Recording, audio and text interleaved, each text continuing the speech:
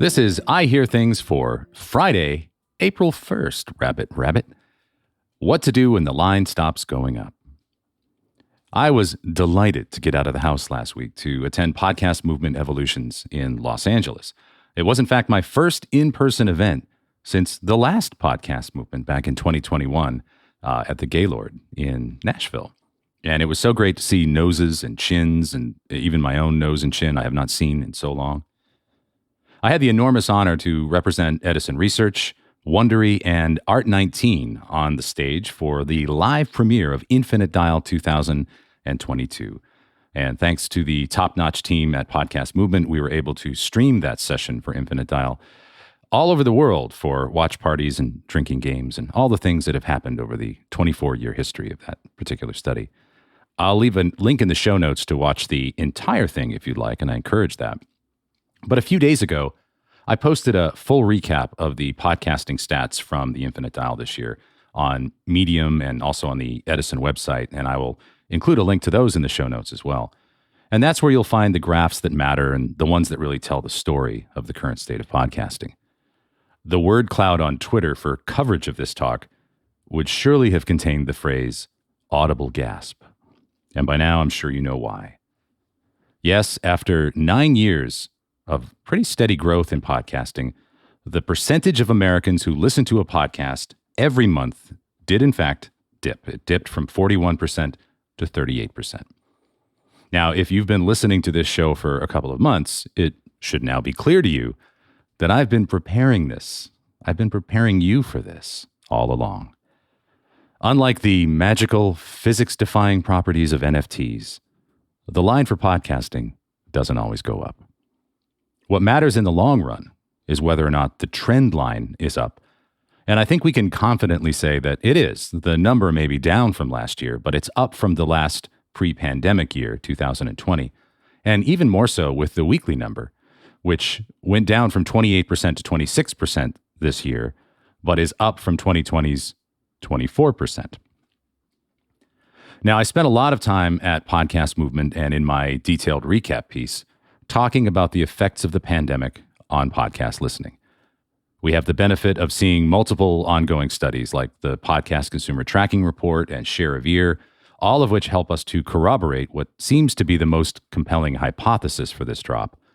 Pandemic-related lockdowns ended for many younger Americans last year that went back to offices and schools. Now, many of those listeners were casual listeners to podcasts, maybe really only in it for a show or two. And they either temporarily or perhaps permanently dropped off the rolls of active podcast listeners when they went back to their offices and their schools.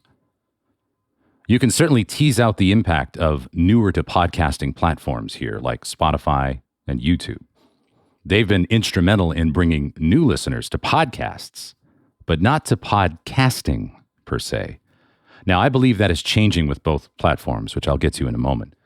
But for many of these newer listeners, they're not looking for their next podcast in the same way that so many of us who have been with the medium for so long are looking for their next podcast.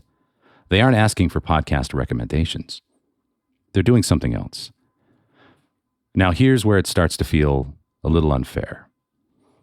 Probably the biggest story in Infinite Dial this year, besides the audible gasp-inducing drop in podcasting, was the rise of TikTok.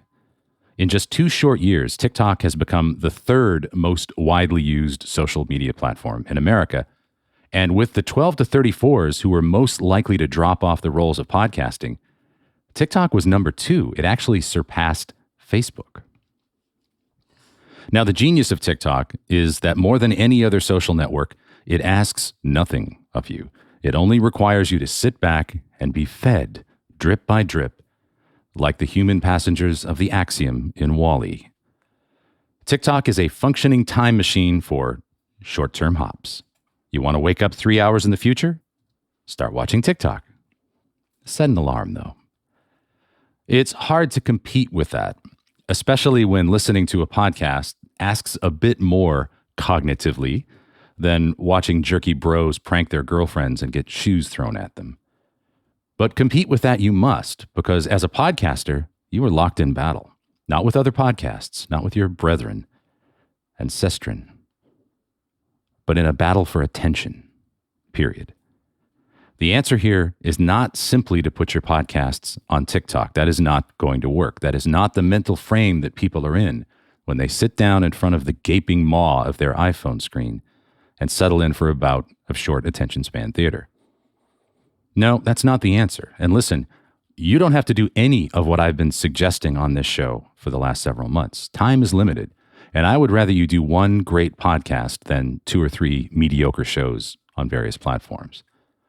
But TikTok, YouTube, and even Spotify are their own dogs, really, and content that is designed to do well on those platforms will beat most podcasts every time.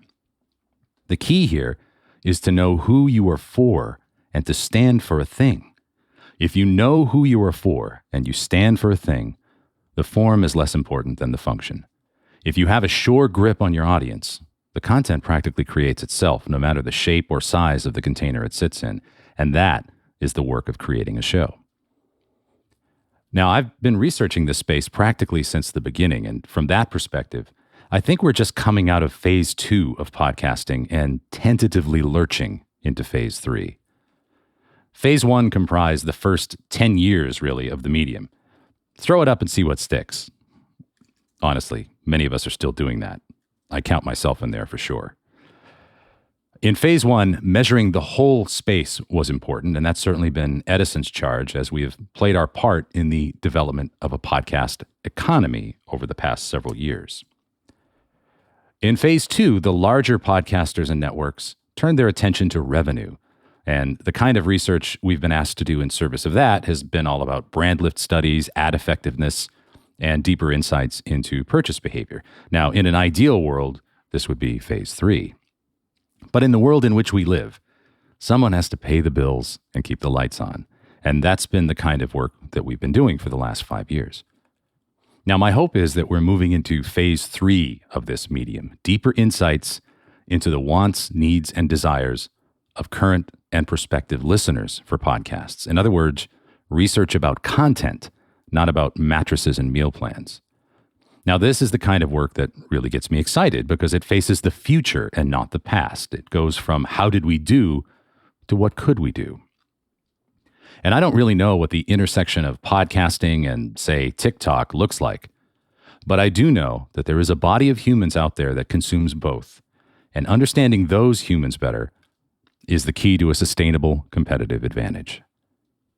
Until we get there, what we can do is understand these newer, important platforms like YouTube, TikTok, and Spotify, and play the game that they have laid out for us. Now, I love the little tweaks that some of the most successful video content creators have incorporated for TikTok. One of my favorite categories of short-form video is from a newer breed of TikTok chef, and I don't even know if these people are even real chefs. And they combine clever, kind of ruthless editing with a healthy dose of ASMR, so you hear every chop, slap, bubble, and sizzle, to create these short, visceral cooking experiences. And the tweak that I love is that many of these are edited to start with the very end of the clip, the cook slowly breaking open the empanada or slicing into the perfect burger, and the end of that clip then blends seamlessly back into the beginning again, which is an acknowledgement that these aren't just short videos, they're looped.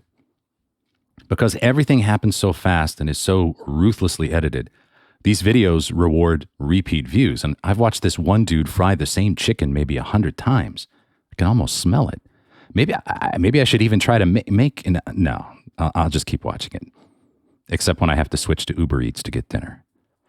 I am particularly excited about some of the tools and features starting to come out that will help podcasters compete on these platforms. The upcoming new interface for Spotify podcasts, for example, makes podcast discovery pretty much exactly like the TikTok experience. It's fun. What makes it work for me is not that it mimics TikTok. It's that both interfaces mimic how many of us have grown up scanning radio stations to find the next good song. And it makes the importance of that opening clip, the clip that plays immediately when someone swipes to the next podcast, that it grabs you and doesn't faff around. The TikTok chef videos don't start with introductions or the qualifications of the chef or a rundown of what they're going to cook that day.